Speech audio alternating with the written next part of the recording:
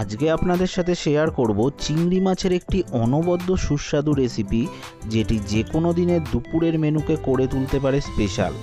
এই রেসিপিটি খেতে যেমন সুস্বাদু, বানানো তেমনি সোজা।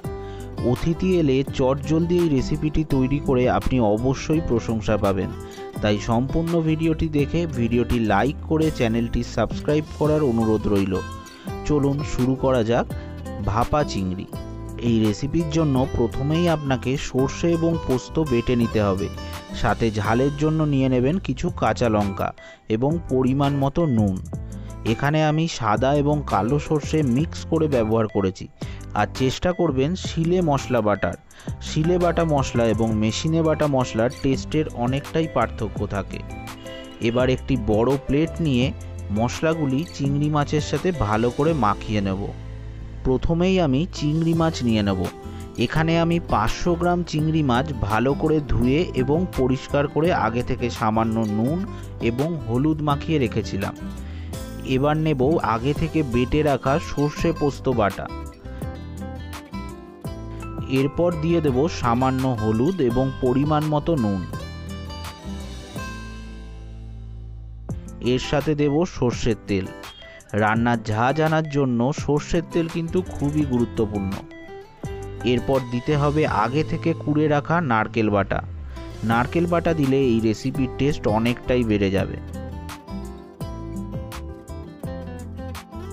এবার ভালোভাবে মশলাটাকে মাছের সাথে মিশিয়ে নেব।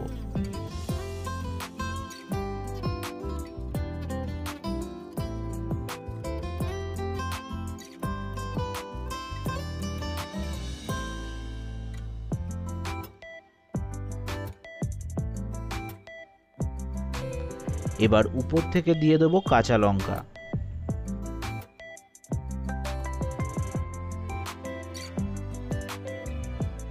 এবার একটি ঢাকাওয়ালা টিফিন কৌটো নিয়ে নেবেন। কৌটোটি এরকম সাইজের নেবেন যাতে পুরো মিশ্রণটি ধরে যায়। এবার ওপর থেকে সর্ষের তেল ছড়িয়ে ঢাকা বন্ধ করে চিংড়ি মাছগুলো ভাপানোর জন্য দিয়ে দেবো।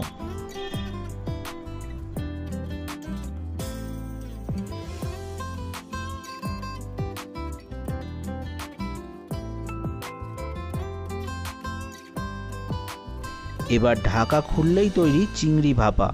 দুপুরের লাঞ্চে একবার ট্রাই করে দেখুন, অবশ্যই ভালো লাগবে।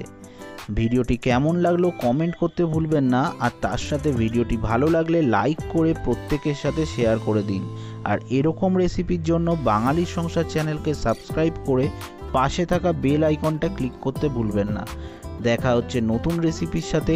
ততদিনের জন্য সুস্থ থাকবেন, ভালো খাবেন এবং ভালো খাওয়াবেন।